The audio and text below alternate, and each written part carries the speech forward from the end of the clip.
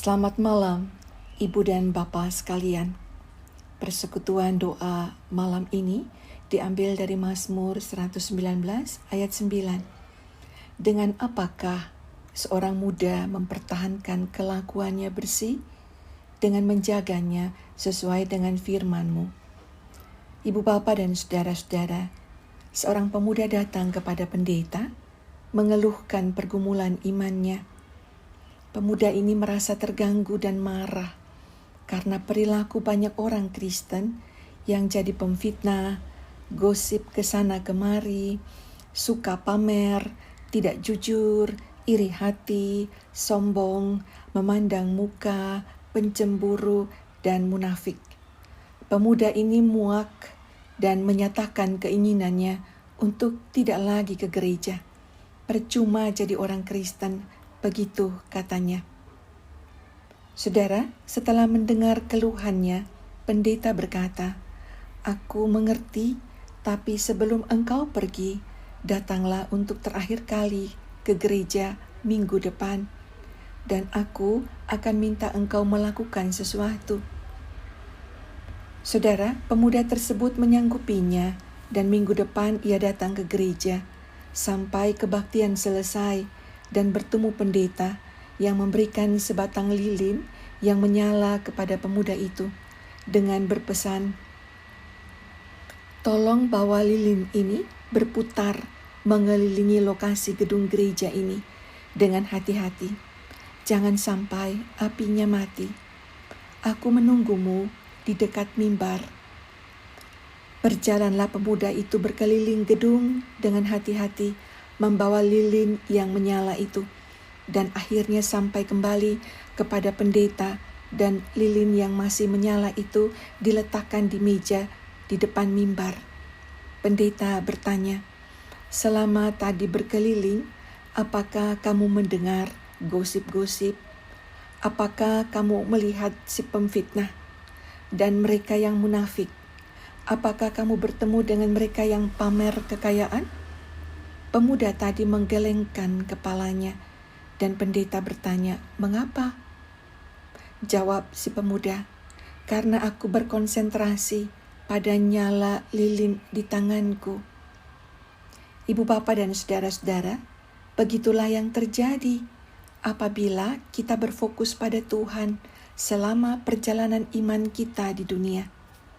Apapun perilaku orang lain di gereja, tak akan mengusikmu. Saudara-saudara, salah satu hambatan serius dalam kehidupan beriman adalah perilaku tidak terpuji dari sesama orang Kristen.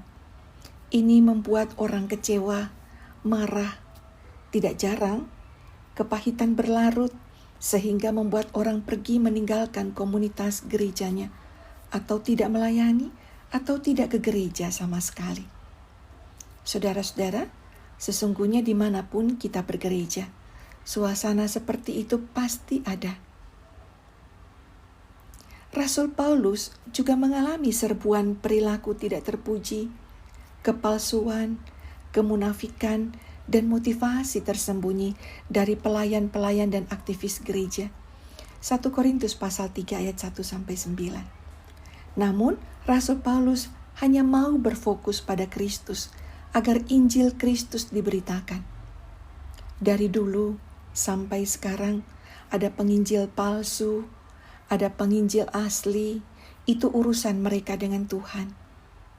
Ada orang beriman yang palsu, ada juga orang beriman yang asli, itu urusan mereka dengan Tuhan. Menghadapi semua itu, pemazmur memantapkan hatinya. Aku mau berpegang pada perintah-perintah Tuhan dan menjaganya dengan segenap hatiku. Saudara, janganlah kemalasan orang lain menggeser kerajinan kita. Jangan biarkan kepalsuan orang lain menghancurkan semangat kita. Jangan biarkan ketidaksetiaan orang lain menghentikan kesetiaan kita. Jangan biarkan kebobrokan orang lain menentukan kebahagiaan kita. Ayo, berfokuslah pada Yesus, supaya kita terus melangkah mengikuti Dia, Kristus. Amin.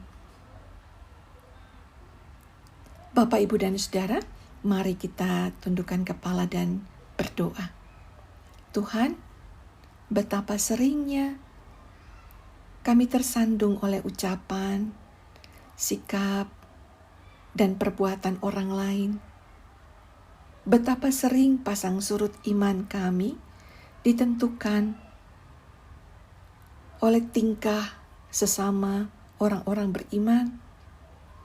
Bahkan seringkali perilaku mereka mendikte perasaan kami, juga keputusan kami. Tolong kami agar dapat berfokus pada Kristus saja, sehingga kami setia mengikut Engkau. Amin. Ibu, Bapa, dan saudara-saudara, demikianlah persekutuan doa malam hari ini. Tuhan Yesus menyertai kita semua dalam istirahat malam ini dan dalam menyambut hari esok. Amin.